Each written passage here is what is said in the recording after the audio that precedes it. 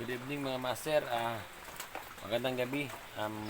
Gumagawa pala ako ngayong gabi ng maliliit na lure na sabiki para sa ating customer na nag-order sa akin. Ganito yung style niya mga master.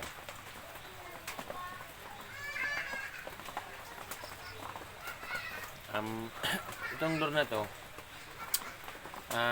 nilalagyan to ng sinker kapag malalim yung spot mo. Tsaka ano naman, rattler naman kung ang target mo ay talagito. Tapos pag ipapadaanin mo sa ibabaw, gagamit ka ng rattler. Ito yung parang nagsasabiki fishing ka lang. Ito yung ginagamit namin dito para makahuli kami ng tarakito. Ito.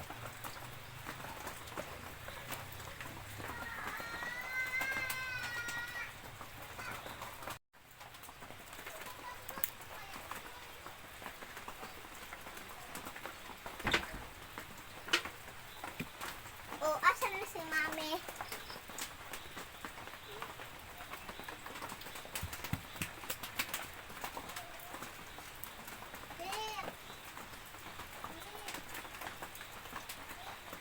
Ang ginagawa ko mga master ay luminous eyes. Para kahit hapon o kaya madaling araw, mas magandang gamitin kasi pag yung mata ng isda ay umiilaw. Parang ganito siya master oh. Daon!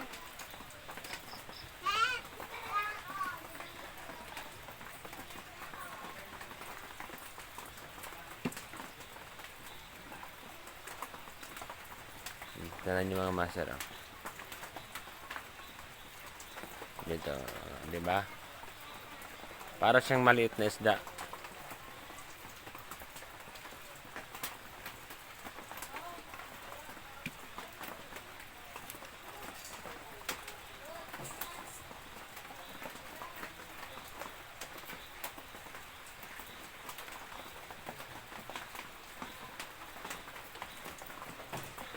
Medyo mahirap nga lang to kasi maliit.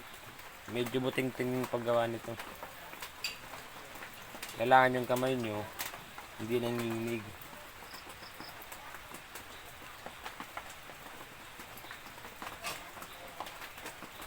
Ayan, okay na siya. Medyo makapal na. Yung mga master oh.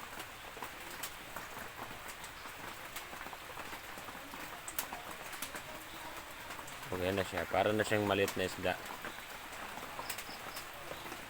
Salamat po pala sa nagpagawa. Ito na mga master yung ginawa ko ngayong gabi na konti lang muna kasi medyo pagod ako eh. May nilakad ako kanina. Nagsagdat lang akong gumawa. Ito yung ginawa ko ngayon. Maliliit yan. Pang ano yan eh. Pang talakito talaga yung target nito. Titry natin pailawin yung mata.